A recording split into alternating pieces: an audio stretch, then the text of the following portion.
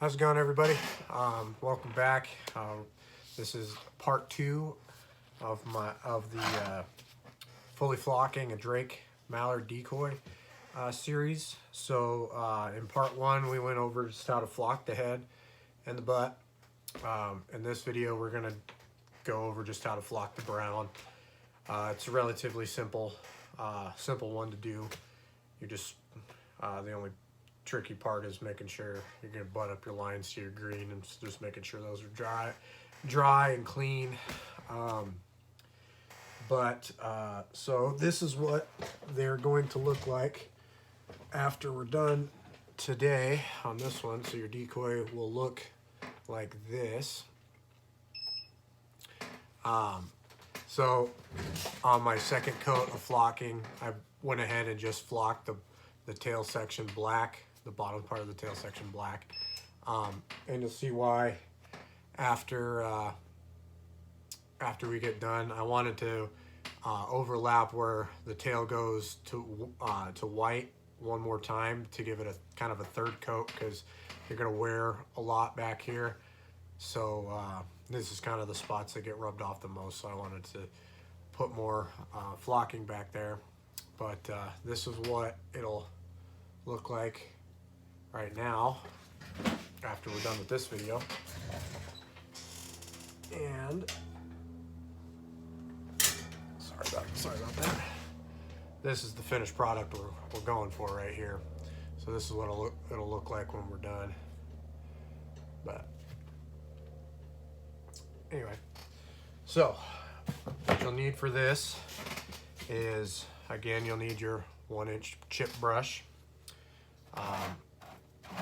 Rust-Oleum flat brown paint, and then medium brown flocking. I got this off of eBay. And your catch bin, as well as the flocking applicator. So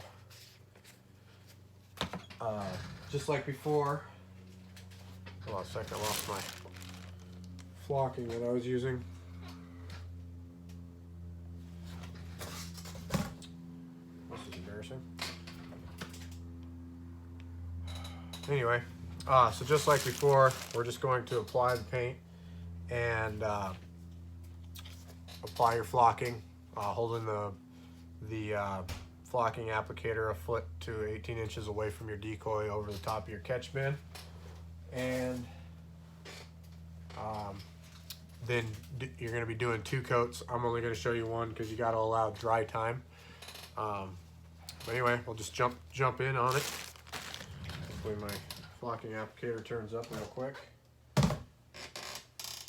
don't know where it went, but I was just using it. Oh, that's frustrating.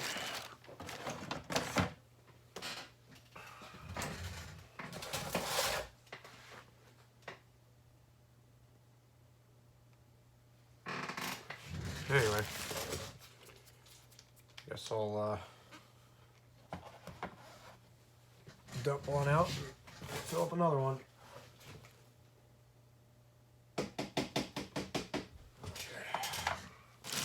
So the way I'll fill up my flocking, I'll just take the cap off of this and kind of scoop it inside the bag. So if you get a smaller bag of flocking, put it in a nice big bag like this.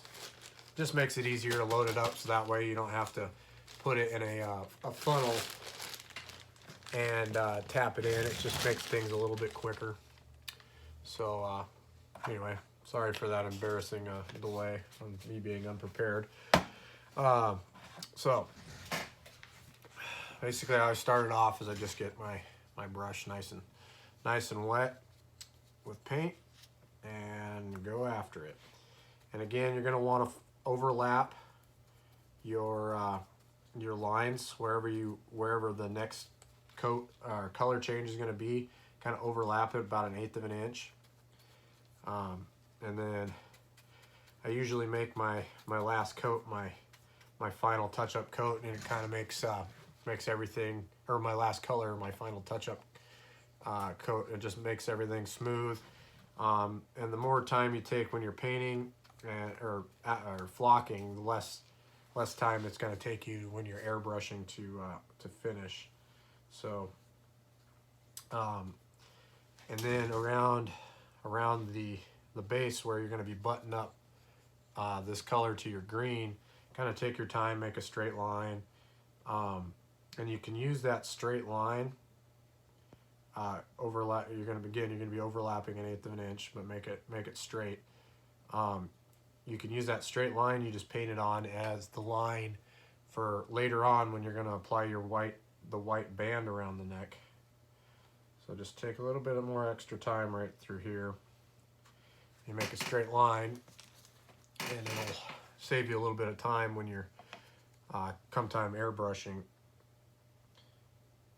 But again, you can also fix a lot of mistakes when you're airbrushing too. So if it doesn't quite turn out right, or doesn't come out straight, you can fix it with your airbrush.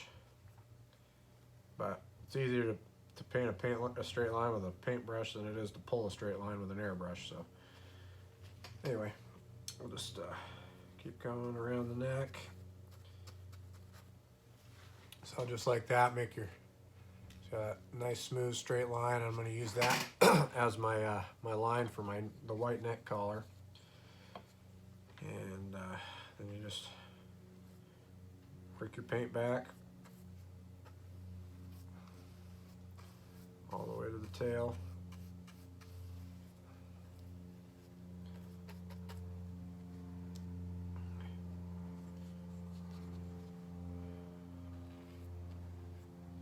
Not a lot of tricks to this part of it, just applying the flocking, that's it.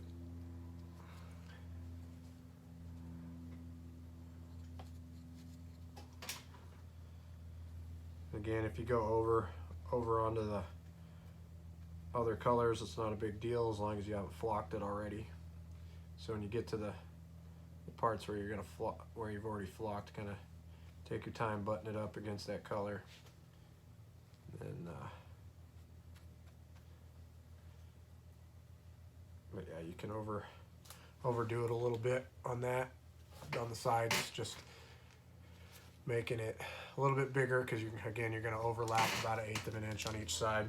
Can't reiterate that enough, because if you don't, you'll come up with light spots when your colors butt up. And you'll be able to see a color transition when you go to airbrush. It'll come out a little glossy. And the whole purpose of flocking is to make it so there's not so it looks more realistic. And if there's a every time your colors touch, there's a spot that's glossy, it's not going to look as good or as clean. Whether it makes a difference to the ducks, I don't know. I would assume that it would. Anyway, so that's what you get after you're done painting, and then you just apply your flocking, holding it 1 foot away. Again, you can't put too much on, so don't be bashful with it. Just pile it on there, getting all the wet spots.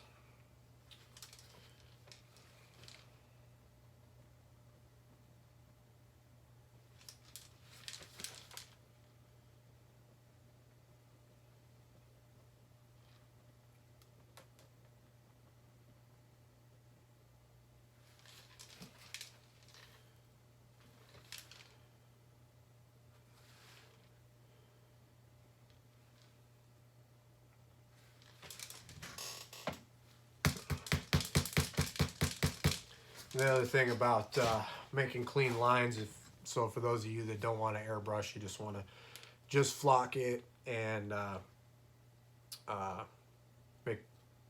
then you can just butt your colors up, and if you got smooth lines, it'll still look okay. You know, it's not going to look that, you know, as realistic as this, but you'll still be able to hunt over it.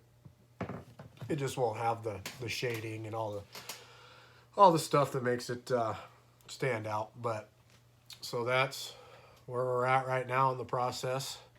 So again, let it dry overnight. Come back tomorrow or the next day or whenever you're going to do this, and hit it up again with some brown, and then let it dry again, and then we'll move on to part 3. Part 3, we're going to slap the gray on it, and that's going to be basically our final coat of flocking. Once we do the 2 coats of gray, and then we can start airbrushing. And so airbrushing is going to take a little bit of time. Show you some cool stuff with that, with the mallards. They turn out really good. Just some things I've been playing around with. But anyway, you guys have a good day. I'll catch you on the next video.